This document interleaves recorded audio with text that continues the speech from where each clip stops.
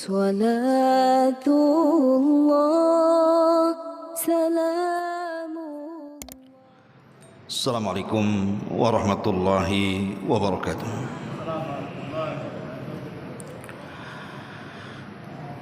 Bihamdillahi wassalatu wassalamu ala rasulillah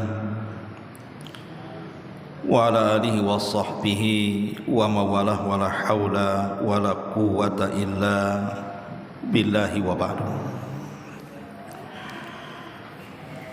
Alhamdulillah, di malam ini kita bisa duduk kembali di majlis ilmu di Masjid Nidaul Ilmi.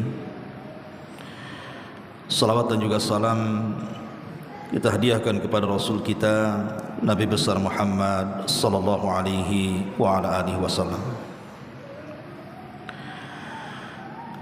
Ma'asyiral muslimin yang dimuliakan Allah Subhanahu wa taala, tema di malam hari ini kita akan membahas tentang pentingnya istiqomah di permulaan tahun Hijriah. Ma'asyiral muslimin yang dimuliakan Allah Subhanahu wa taala, Anas bin Malik radhiyallahu anhu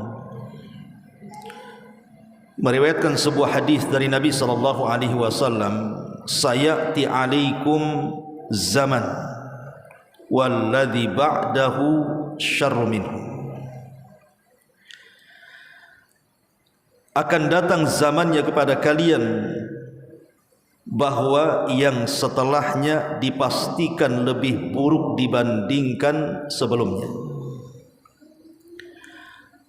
Artinya zaman semakin jauh dari Nabi sallallahu alaihi wasallam dipastikan lebih buruk daripada sebelumnya. Dan itu diperlukan dengan istiqomah. Apalagi di zaman sekarang yang namanya syubhat itu betul-betul menyambar-nyambar setiap akidah dan agama manusia. Belum lagi syahwat yang dipertontonkan setiap hari dan menggoda iman setiap manusia.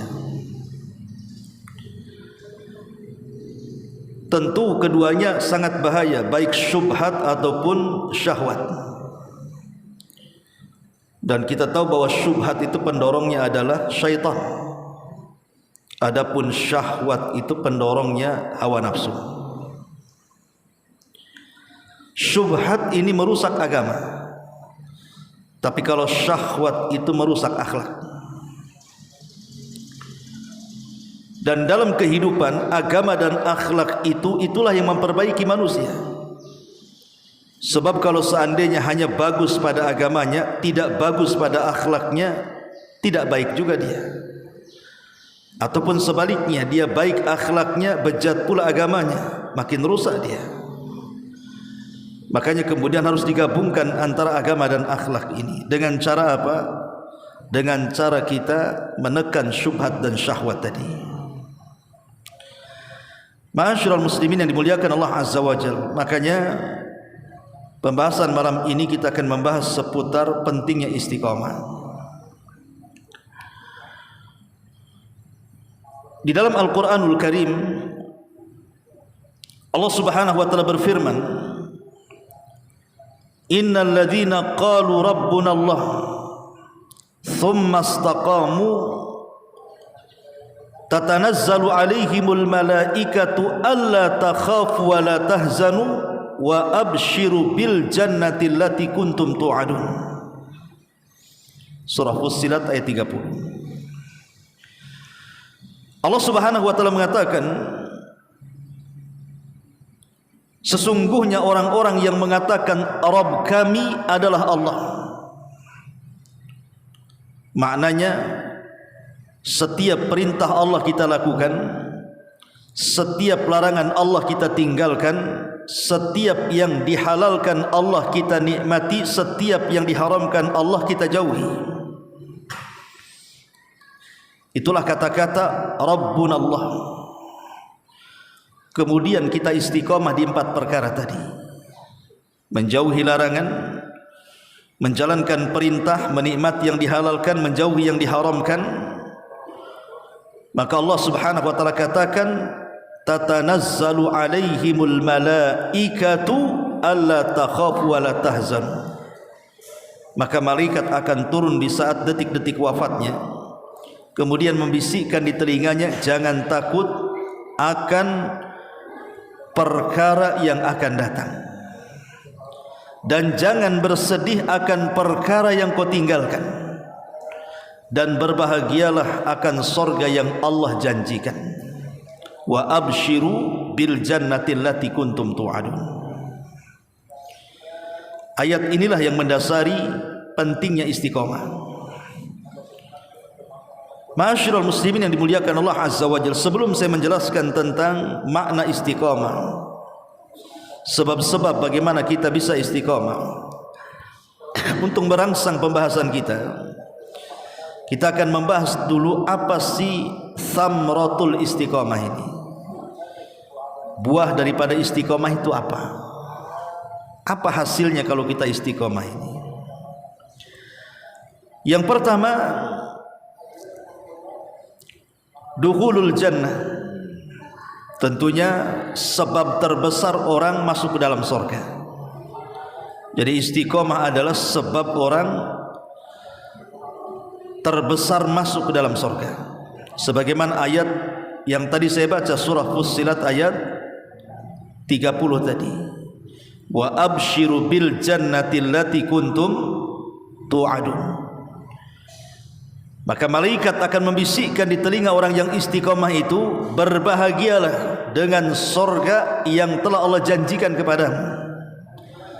Maka buah istiqomah adalah sebab terbesar orang masuk ke dalam surga. Ini yang pertama. Kemudian yang kedua, yudhilluhumullahu fi dhillihi yawma la dhilla illa dhilluh. Dia akan mendapatkan naungan di hari yang tidak ada naungan kecuali naungan arasy Allah Subhanahu wa taala. Kapan itu? Saat mereka berada di padang mahsyar, matahari didekatkan 1 mil di atas kepala. Maka orang-orang yang istiqomah itu akan dipisahkan dari orang-orang itu, kemudian Allah akan berikan naungan sehingga dia tidak akan tersengat matahari. Dan itu disabdakan dalam sebuah hadis yang dikeluarkan Imam Bukhari. Kata Nabi SAW, sab'atun yudhilluhumullahu fi dhillihi yawma la dhilla illa dhilluh. Ada 7 kelompok, 7 manusia yang Allah akan berikan naungan kepada mereka di hari yang tidak ada naungan kecuali naungan Allah. Siapa mereka?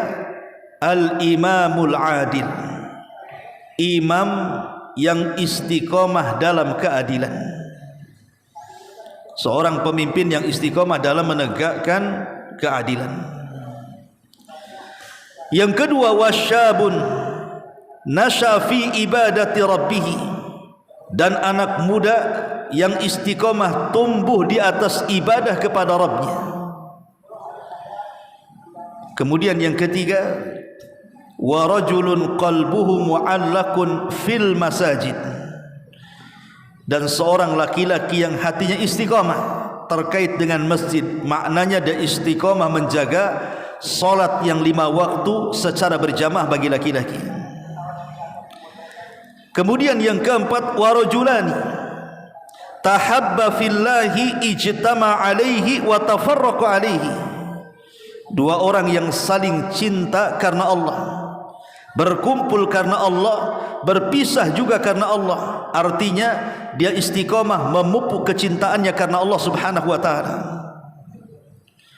Kemudian yang kelima, warajulun talabathu imra'atu dzata mansabin wa jamalin faqala inni akhafullah.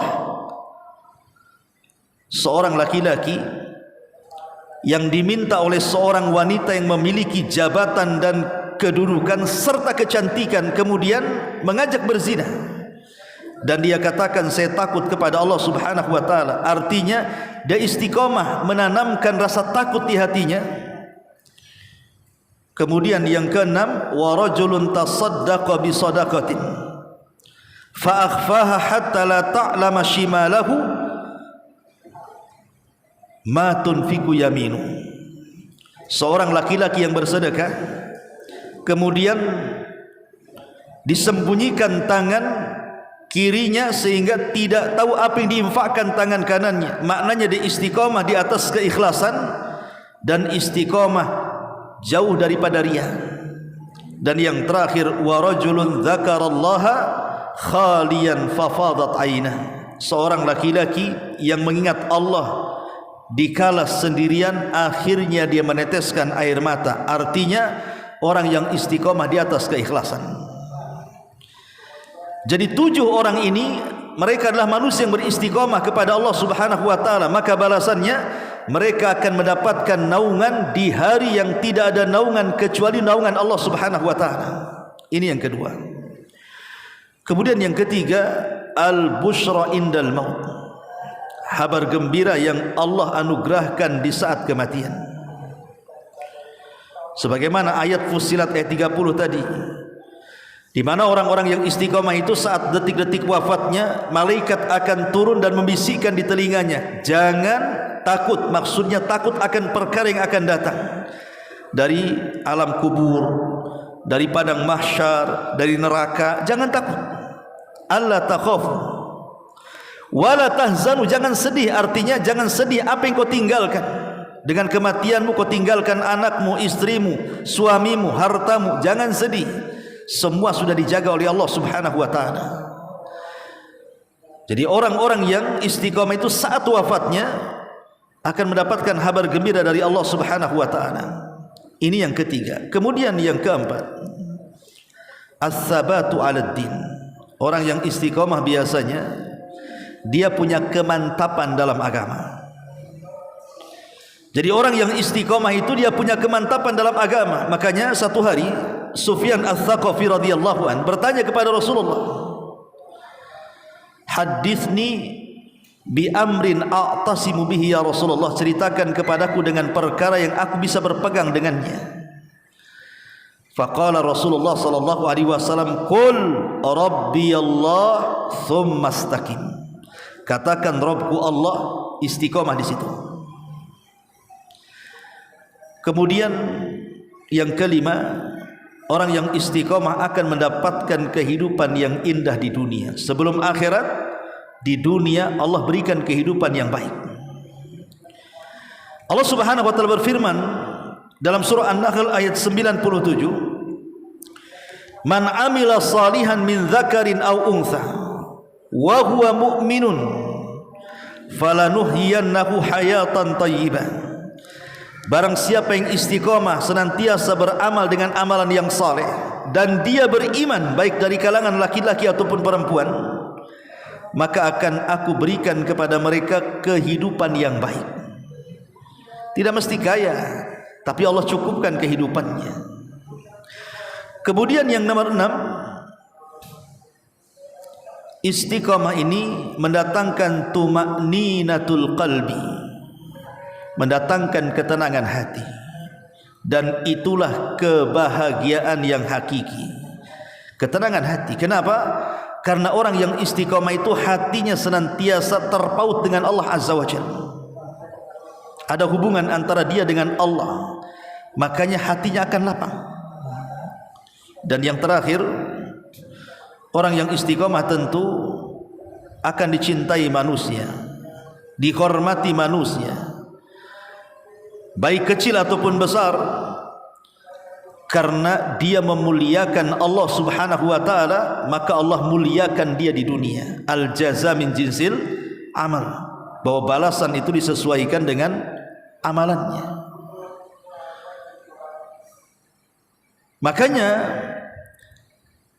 ketika kemudian Allah Subhanahu wa taala mencintai hamba-hamba yang istiqamah dalam sebuah ibadah, maka balasannya Allah Subhanahu wa taala akan memanggil malaikat Jibril.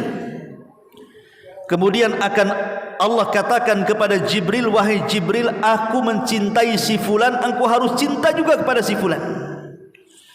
Maka Jibril pun mencintai orang yang dicintai Allah Subhanahu wa taala. Maka Jibril kemudian mengatakan kepada seluruh malaikat bawahannya, dan mengatakan, ya malaikat Allah, innallaha ahabba fulanan faahibbuhu. Wahai malaikat-malaikat Allah dimanapun kalian berada, Allah sudah mencintai si fulan, maka wajib kalian harus mencintainya. Maka semua malaikat mencintai orang yang dicintai Allah. Ketika semua malaikat mencintai orang yang dicintai Allah, maka Allah akan tanamkan kecintaan kepada penduduk bumi. Lihat bagaimana orang yang istiqamah, mereka akan dicintai manusia, dicintai malaikat. Lalu apa fungsinya? Kalau seandainya kita ini dicintai malaikat dan dicintai manusia, ya jelas besar fungsinya. Bukankah yang mencatat amalan kita para malaikat? Kalau malaikat senang dengan kita, tidak mungkin dia mencatat kecuali yang baik-baik. Tidak mungkin dia mencabut nyawa kita kecuali dengan cara yang baik, karena mereka sudah mencintai kita.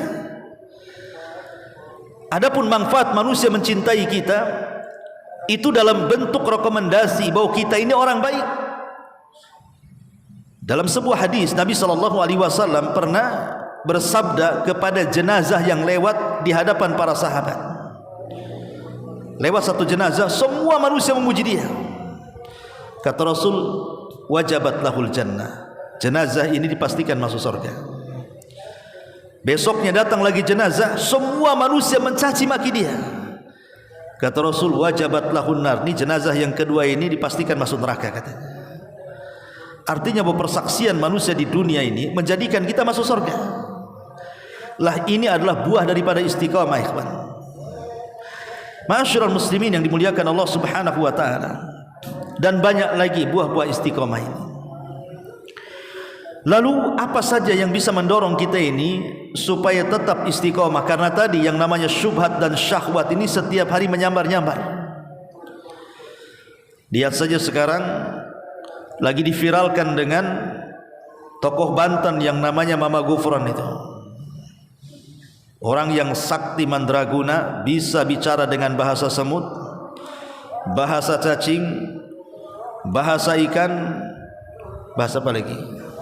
Bahasa hudhud. Ya.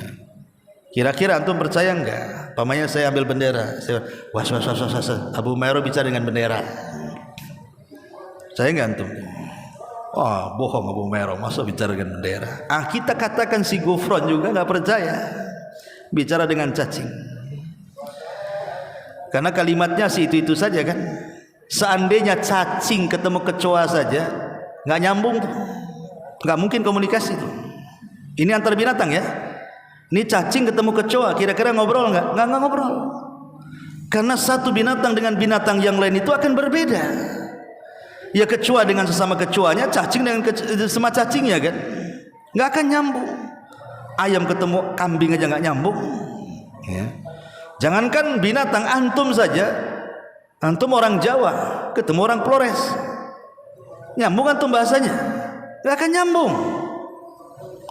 Manusia saja yang beda bahasa nggak nyambung loh.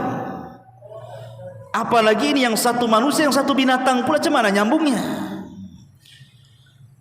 Maka dipastikan ini sebuah kedustaan dan ini syubhat namanya, ikhwan. Kenapa saya katakan syubhat? Karena diikuti orang banyak, bahkan santri-santrinya sebagian mereka bisa baca kitab pula, bahkan didukung oleh ormas besar dalam negara kita ini, dikawal pula kan begitu. Lah ini syubhat namanya.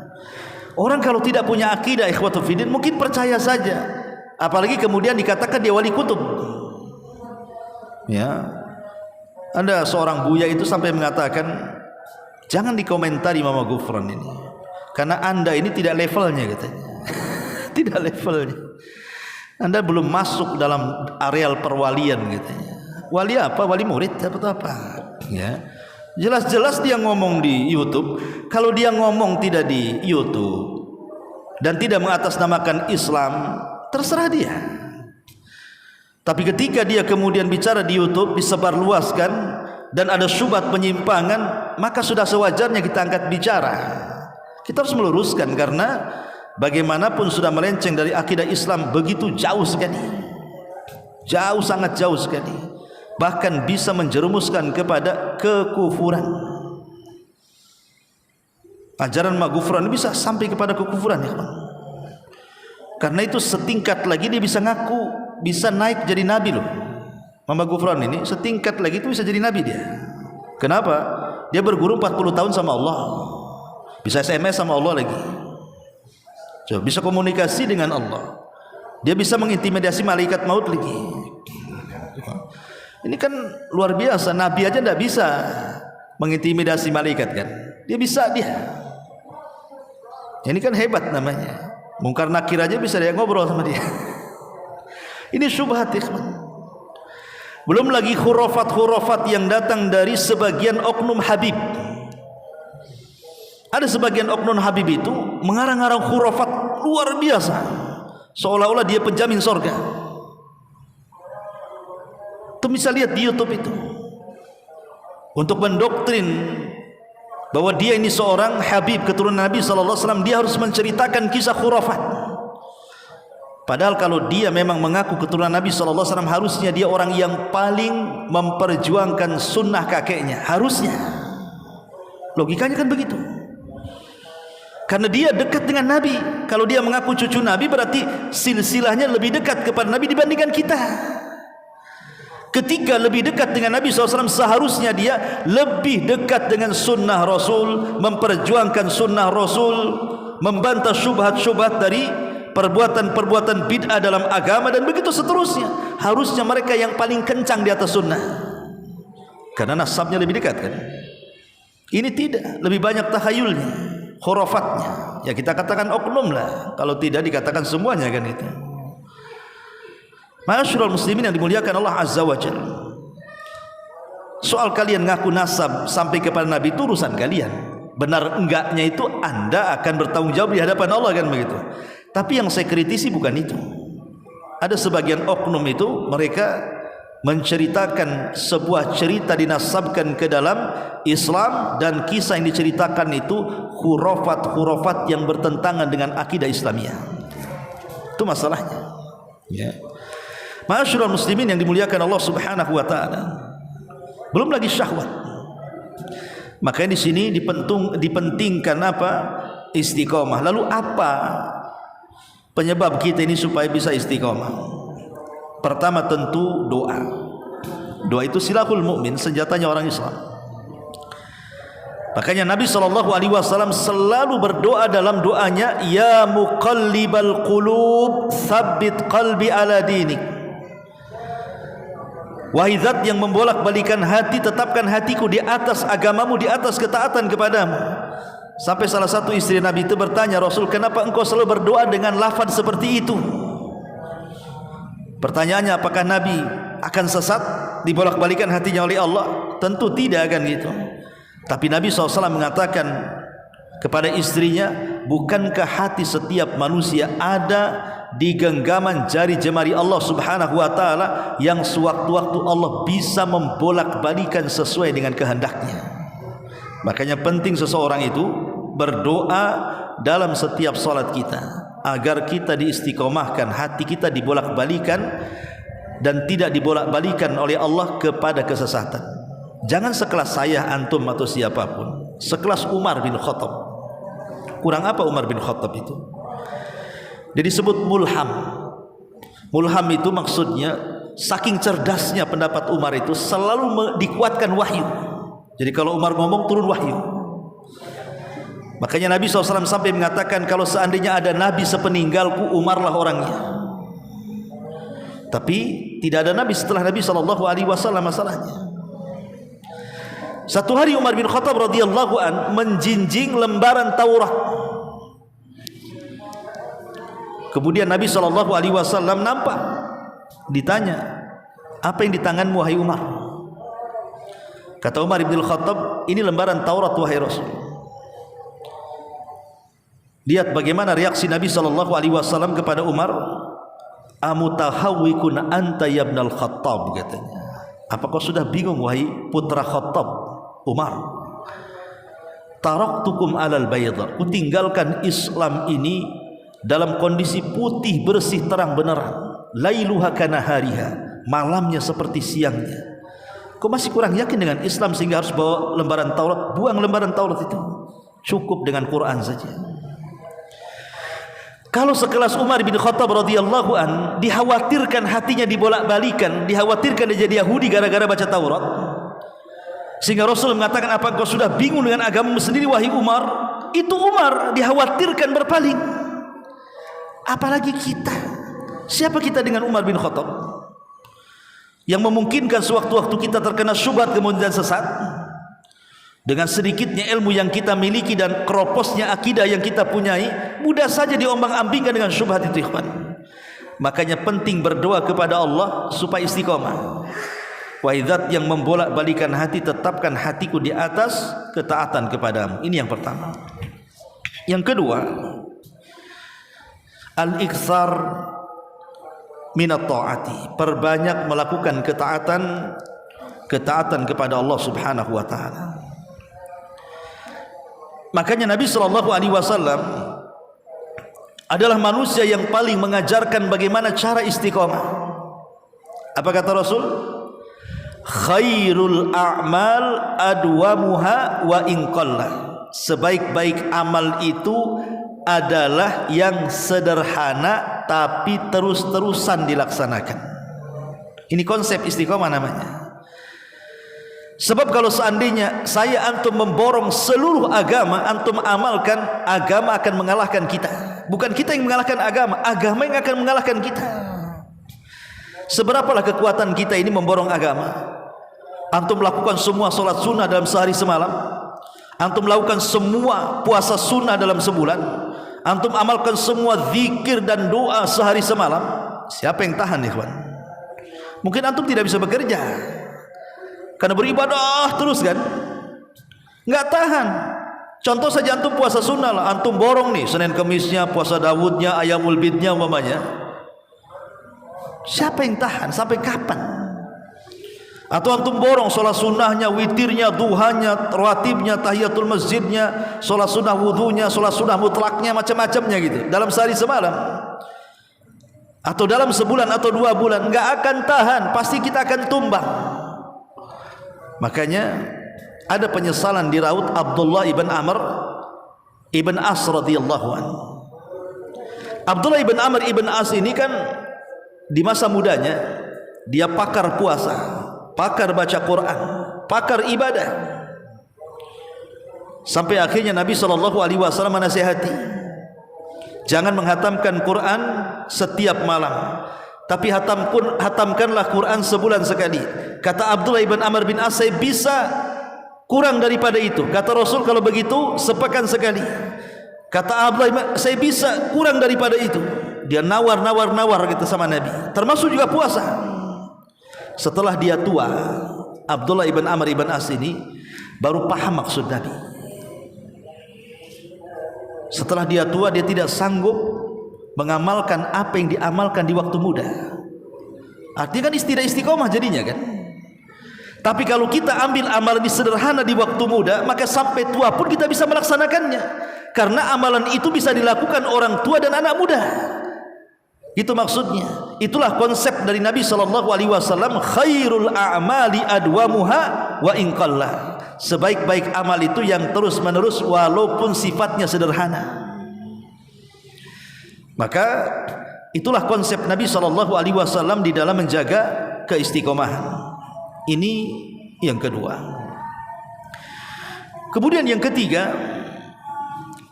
di antara hal-hal yang bisa menjaga keistiqomahan kita adalah talabul ilmi. Teruslah kita menuntut ilmu. Ilmu itulah yang menjadikan kita istiqomah. Dan futur dari majlis ilmu itu menjadikan kita jauh daripada istiqomah. Orang kalau terus hadir di majlis ta'lim, kalaupun mungkin sekarang kan Allah mudahkan nih dengan adanya medsos kan, antum bisa menambah ilmu bukan hanya di majlis ta'lim saja, antum di rumah bisa dengar YouTube dengan berbagai macam ustaz-ustaz sunnah yang ada di berbagai macam daerah bahkan negara, kita bisa akses lewat YouTube tuh. Selain antum hadir di majlis ta'lim, antum juga bisa menambah ilmu kan lewat medsos itu, baik dengan alat elektro cetak, membaca dari internet ataupun mendengar dari YouTube dan yang semacamnya. Orang kalau terus-terusan istiqomah di atas ilmu, ikhwan, maka ilmu itu yang akan menjaga keistiqomahan kita. Yakin. Makanya antum lihat orang yang berilmu dengan orang jahil itu beda. Beda, orang berilmu dengan orang yang jahil itu sangat beda sekali. Contoh sederhana saja, antum duduk di majelis taklim dengan antum duduk di majelis konser. Pamannya di mana di sini? Anggap saja di Marina tuh. Ada konser dangdut. Antum duduk di situ.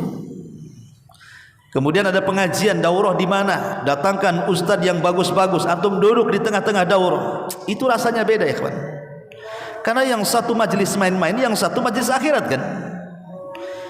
Itu satu kali duduk saja sudah rasanya beda. Kenapa? Karena al-arwahu junudun mujannada. Namanya ruh itu kata Rasul, dia akan bersatu bersama yang ada sesuai dengan dia, atau dia dengan seragamnya bahasanya. Ruh itu akan bersama seragamnya. Orang yang sudah ngaji, dia tidak suka dengan orang yang tidak ngaji. Dengan secara fitrahnya itu seperti itu jadinya kan. Dia tidak suka tuh. Orang yang biasa ngaji sunnah umpamanya kan. Jangan dengan orang yang tidak ngaji, dengan pengajian yang lain yang mungkin menyesatkan saja kita sudah tidak suka tuh. Sudah ada gitu ya. Karena ada hidayah di situ. Makanya thalabul ilmi itu jalan yang paling besar juga. Kita ini istiqomah. Kemudian yang keempat ini juga tidak kalah pentingnya adalah musahabatus salihin. Berkawan dengan orang-orang yang baik. Orang-orang yang saleh, yang seakidah dengan kita. Sebab kalau antum berkawan dengan ahli bid'ah, dengan orang-orang yang sesat, dengan orang-orang yang mendakwakan dakwah yang menyimpang, lama-lama antum terpengaruh tuh. Makanya kenapa para ulama itu keras jangan duduk-duduk bersama mereka kan, orang-orang yang bersyubhat itu. Karena syubhat itu menyambar-nyambar masalahnya. Ingat kisah yang pernah saya ceritakan, Imran ibn Khittan, ulama ahli sunnah wal jamaah, pakar hadis dunia di zamannya, ulama salaf. Imran ibn Khittan ini tertarik dengan seorang gadis sangat cantik. Dia putri daripada pamannya. Masalahnya satu keluarga pamannya itu berakidah Khawarij. Kawan-kawan Imran ibn Khittan sesama para ulama ini menasihati jangan kau nikah dengan dia karena keluarganya Khawarij. Apa kata Imran bin Khittan? Enggak apa-apa. Kalau saya menikah dengan dia, aku akan tarik semuanya kepada ahli sunnah. Niatnya bagus kan? Dia merasa ujub dengan ilmunya. Menikahlah Imran ibn Khittan dengan gadis itu. Belakangan dia yang tertarik jadi Khawarij. Padahal dia ulama dunia. Lihat bagaimana syubhat itu menyambar-nyambar. Ya. Jangan lagi sekelas Imran ibn Khittan. Di zaman Rasul ada namanya, saya lupa namanya, pokoknya ujungnya Al-Unfuah. Aduh lupa nama. Tapi memang riwayatnya lemah sih. Lemah riwayatnya. Tapi ini dicantumkan dalam kitab sejarah. Kita ambil ibrahnya saja. Ya. Jadi dia itu adalah orang yang pernah menghatamkan bersama Rasul surah Al-Baqarah. Rajal ibn Unfuah. Ayo, saya ingat. Rajal ibn Unfuah. Tapi sekali lagi ini riwayatnya lemah ya. Kita ambil ibrah dari ceritanya saja. Jadi Rajal ibn Unfuah ini adalah seorang sahabat yang ikut bermajlis bersama Nabi dan menghatamkan surah Al-Baqarah di hadapan Nabi SAW. Di akhir-akhir sebelum wafat Nabi SAW terjadi fitnah, munculnya nabi-nabi palsu. Ada Musailamah Al-Kadzab di Yamamah, ada Al-Aswad Al-Ansi, ada Tulaiha, ada Saja. Pokoknya ada sekitar 6 orang mengaku Nabi di akhir-akhir wafatnya Nabi SAW, sebelum wafatnya Nabi SAW. Ya. Jadi Nabi SAW meminta Rajal ibn Unfuah ini mengirim surat kepada Musailamah Al-Kadzab menasihati. Karena Musailamah Al-Kadzab ini ada yang mengatakan dia masuk Islam, tapi pura-pura masuk Islam kemudian murtad, kemudian ngaku Nabi di Yamamah dan diikuti orang-orang Yamamah. Pengikutnya paling banyak di antara semua Nabi palsu di zaman itu. Di tengah jalan Rajal ibn Unfuah ini kan bawa surat dari Nabi itu. Terdengar bahwa Nabi SAW meninggal dunia. ketika Rajal ibn Unfah sampai kepada Musailamah al-Kadzab, disembunyikan suratnya. Entah apa masalahnya, Rajal ibn Unfah ini tiba-tiba berdialog empat mata dengan Musailamah al-Kadzab. Kesimpulannya, Musailamah adalah penerus kenabian Nabi SAW. Lihat, entah Musailamah itu ngasih jabatan, entah ngasih uang, wallahu alam. Tapi Rajal ibn Unfah tiba-tiba membenarkan bahwa Musailamah al-Kadzab adalah nabi penerus Nabi SAW. Akhirnya kemudian diserang oleh Abu Bakar Siddiq radhiyallahu an. Pasukan Musailamah al-Kadzab terdesak sampai masuk ke sebuah kebun, maka kebun itu kemudian dikepung oleh para sahabat. Maka kisah kematian Musailamah al-Kadzab ini dikenal dengan Hadiqatul Maut namanya, kebun kematian. Termasuk Rajal ibn Unfah mati di situ. Sul khatimah. Lihat, seorang sahabat Nabi kan menghatamkan surah Al-Baqarah dengan Nabi, bisa murtad. Ikut Musailamah al-Kadzab pula kan gitu. Tapi sekali lagi ceritanya lemah kan gitu. Tapi siapapun bisa terjadi. Sahabat juga manusia. Makanya ketika Ibnu Hajar al-Asqalani mendefinisikan makna sahabat itu, orang yang melihat Nabi SAW beriman dengan Nabi dan mati di atas agama Nabi, walaupun dia sempat murtad kemudian balik ke Islam. Ya kan, ada kata-kata gitu definisi sahabat itu. Kata Al-Hafidz Ibnu Hajar dalam kitabnya Al-Isabah. Ya. Ma'asyiral muslimin yang dimuliakan Allah Azza wa Jalla, intinya bahwa ketika seseorang salah berkawan, maka ini akan melunturkan istiqamah. Sempat saja kita berkawan dengan ahli bidah, dengan orang-orang yang cara berfikirnya menyimpang dari Islam, penuh dengan khurafat, penuh dengan tahayul, lama-lama kita ini akan terikut, ikhwan. Sehingga ada peribahasa, berita hoax itu kalau terus-terusan diberitakan, lama-lama dibenarkan. Syubhat itu kalau terus disambar-sambar, lama-lama kena juga kita. Ya. Makanya jangan berkawan dengan orang-orang yang akidahnya rusak. Berkawanlah dengan orang-orang yang seakidah dengan kita. Karena hanya dengan itulah menyelamatkan istiqomah kita di hadapan Allah Subhanahu wa taala. Ini yang keempat. Yang kelima, ya. Juga di antara sebab istiqomah adalah idamatu qiraatil Quran bitadabburin wa khusyu'in, terus menerus membaca Quran dan tadabbur dengan Al-Quran. Jadi kalau bisa Quran itu bukan hanya sekedar dibaca, dihafal, tapi juga dipelajari. Karena fahmul hudud khairun min fahmil huruf. Apa kata ulama? Pemahaman terhadap batasan-batasan yang ada dalam Al-Quran dari hukum-hukum, baik perintah ataupun larangan, itu lebih baik dibandingkan hanya memahami huruf per huruf, mempelajari tajwid, mempelajari makharijul huruf. Itu penting semuanya. Ilmu Quran itu termasuk sanad-sanad itu sangat penting. Tetapi lebih daripada itu, mempelajari Al-Quran, memahami Quran dengan tafsirnya jauh lebih penting lagi. Makanya ada istilah fahmul hudud khairun min fahmil huruf. Memahami hudud lebih baik daripada memahami huruf. Ya. Jadi bukan hanya sekedar menghafal, mempelajari qiraah, tapi juga gali isi daripada Al-Quran. Karena itu inti Quran diturunkan untuk diamalkan, bukan hanya sekedar diibadahi bacaannya kan. Lah Quran itu sendiri adalah salah satu penyebab kita ini istiqamah. Secara singkat selanjutnya, mujahadatun nafsi bisidqin. Mujahadatun nafsi, bersungguh-sungguh melawan hawa nafsu. Karena di antara yang menjadikan orang tidak istiqamah itu karena mengikuti hawa nafsunya. Maka melawan hawa nafsu itu salah satu jalan menuju istiqamah. Kemudian juga al-fiqratu fil mauti, berfikir tentang kematian dan akhirat.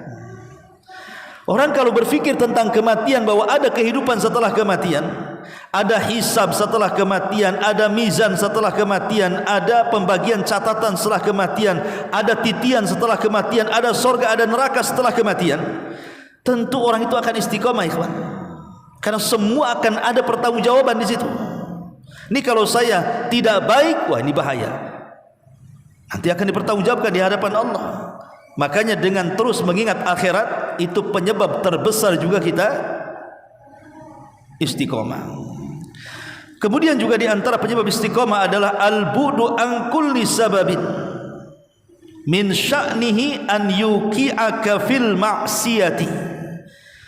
Jauhi dari setiap sebab-sebab yang bisa menjerumuskan kamu ke dalam kubangan kemaksiatan. Karena maksiat ini yang menjadikan kita tidak istiqomah. Orang yang maksiat, ikhwan, umpamanya orang itu istiqomah awalnya, salatnya, majelis taklimnya, baca Qur'annya, kemudian mulai dia tertarik dengan satu maksiat.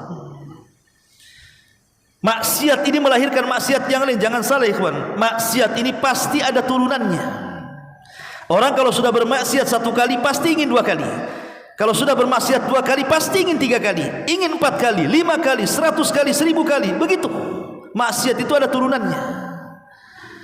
Karena maksiat itu kan lezat masalahnya. Lain dengan ketaatan kan gitu, berat gitu. Makanya untuk menaikkan iman itu lebih sulit dibandingkan menurunkan iman. Ibaratnya kalau antum naik gunung, itu kan agak sulit ya, ngos-ngosan. Tapi antum jegur dari gunung lebih mudah kan? Tuh lompat aja ya, dari gunung udah sampai ke bawah.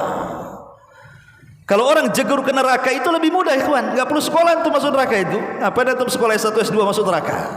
Masuk neraka lu enggak perlu sekolah. Tapi masuk surga itu perlu sekolah. Perlu belajar, ada ilmunya.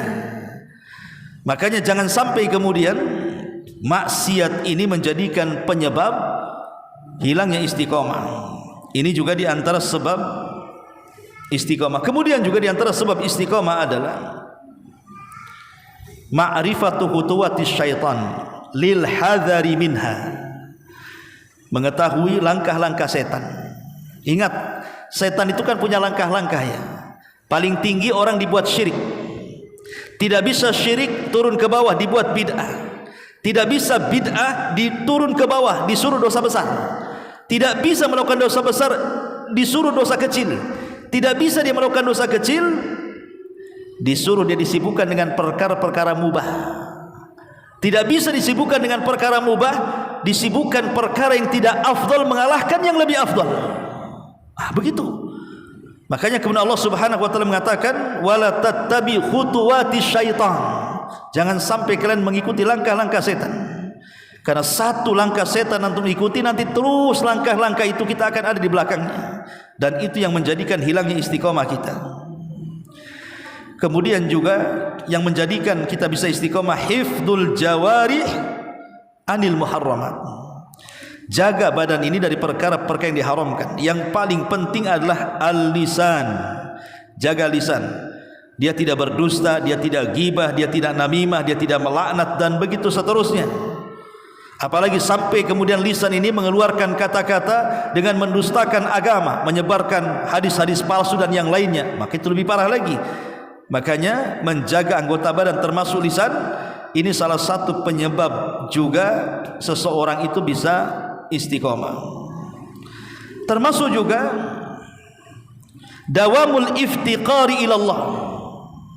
Senantiasa kita merasa butuh dengan Allah. Jangan sampai kita merasa cukup. Kita ini abdun, hamba yang sangat berhajat dengan Allah Subhanahu wa taala. Maka orang yang setiap detiknya berhajat kepada Allah Subhanahu wa taala, berhajat dengan pertolongannya, berhajat dengan nikmat dan rizkinya, maka pasti dia akan istiqomah. Dipastikan itu karena dia berhajat dengan Allah Subhanahu wa taala. Dan banyak lagi tentunya sebab-sebab orang itu mendapatkan istiqomah di atas Islam. Ma'asyiral muslimin yang dimuliakan Allah Subhanahu wa taala. Sedikit kita mengkisahkan kisah-kisah orang-orang yang istiqomah. Saat Nabi SAW meninggal dunia, ikhwan, kita tahu bahwa kondisi para sahabat itu hampir mereka tidak yakin dan percaya dengan kematian Nabi.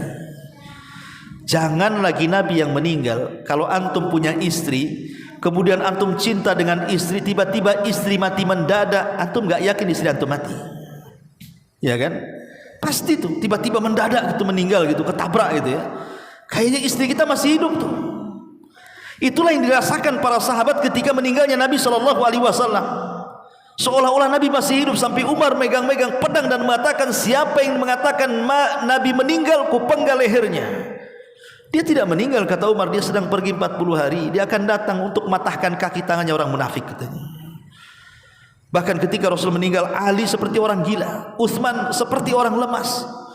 Hampir sahabat tidak ada yang bisa bangun. Coba datang Abu Bakar Siddiq radhiyallahu anhu, satu-satunya yang Allah berikan hidayah, mendapatkan ketenangan saat mendapatkan musibah besar kematian Rasul adalah Abu Bakar.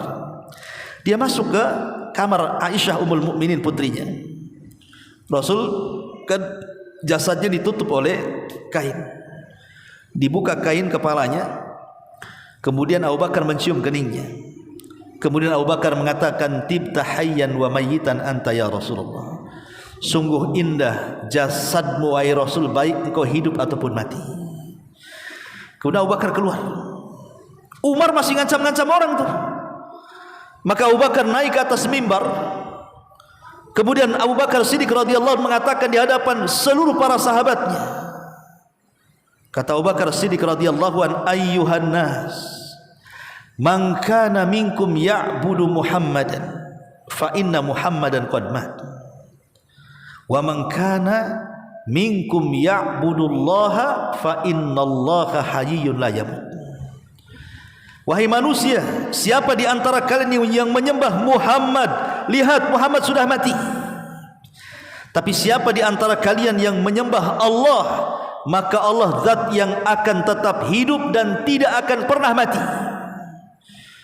Kemudian Abu Bakar membacakan sebuah ayat yang kata para sahabat seolah-olah ayat itu baru turun hari itu, padahal ayat itu sudah turun sebelumnya.